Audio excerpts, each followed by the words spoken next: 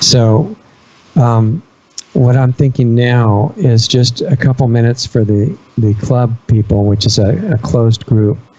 That you know, it's the reason for establishing it was so that we could really talk freely. And for people that are already trying to be conscious and working on themselves, what would you say about the lesson you've learned in the last, so many years that you've been going through all this, and what you would like to save people the trouble of going through, and, things for them to build their life around now that would work out better? What would you like to say to them? Well, I mean, it's for both men and women, but I guess particularly for girls and women. Yeah. Especially if people have been abused, is just, I guess seek the right support. It might not be in therapy, or it could be in different kinds of modes but just to, like I said, learn to love yourself. And I don't mean that in a narcissistic sense. I mean just right. A real strong sense of become strong within yourself. And learn that, and fiercely protect yourself. That's one thing I felt like I wasn't worthy of protection of myself, and then I couldn't protect my own children. So I would just say that you really need to just really love your spirit and forgive yourself for anything. Don't blame yourself for abuse. I mean, there are things that sometimes we do blame ourselves for, things that have happened to us. But I guess I would say, I know some people have better intuition than others. I think what happens is in our society, we really look down on intuition. I know for me, I can trust mine, and maybe sometimes some people have to work on it a bit, but mine's really good. And like a lot of times people that I thought were my friends a lot of times I didn't talk about it in the show, but friends would really dissuade me about my intuitive feelings. They would say, you're just scared, you're just anxious. And so I would keep moving in a bad direction, but you really have to just, I really learned to just, I don't really, I can get the help from within myself, so that you can just rely on that intuition and always listen to it, because my life would have been a lot better. Even before joining Islam, I would have made so many better decisions and avoided really abusive or just bad situations. I feel like I could have had a better life. Yeah. Regrets don't, I can't change the past, so now I just follow and live my life now, and I'm happy that I do follow my intuition.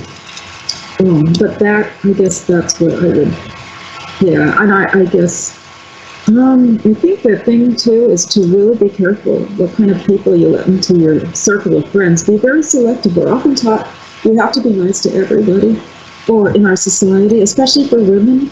But I guess I would just say, to just protect yourself, and just pick the best people as your friends. See, the problem is I didn't have a very good support system. I wouldn't consider, I didn't have people that I felt were really, really good friends and good to me. One friend that I sent my children to, she was very abusive emotionally, but I didn't really understand. I was used to that growing up as a child. And even, the clergy, he was also very cold in a certain way. Like, he just, every time, it was just the wrong kind of support. And it's like, all the decisions are made of my own responsibility, but it's still, it can affect you, the people around you. So I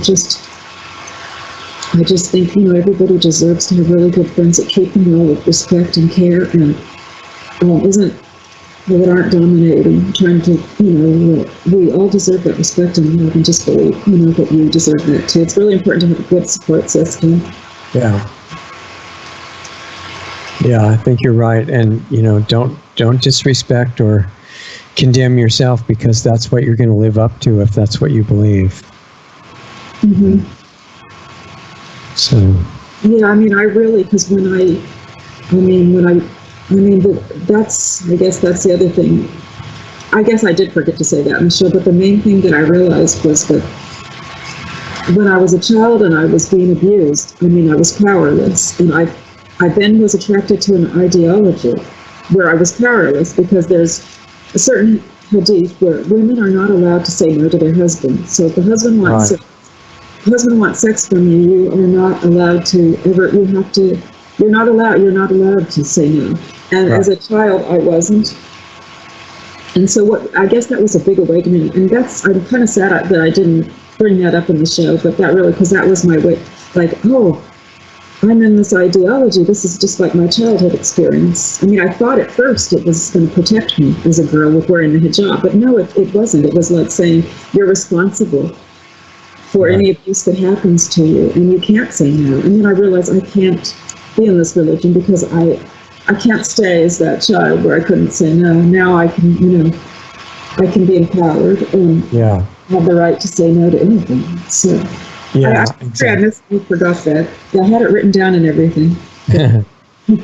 No, I think a lot of what you said came out that way anyway, so the point will get across. And it's like women don't have to be slaves and men don't have to be abusers or anything else. We can actually be normal if we want to.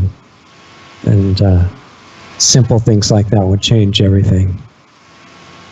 Yeah. So, okay. Well, thanks for sharing it again. I really appreciate it.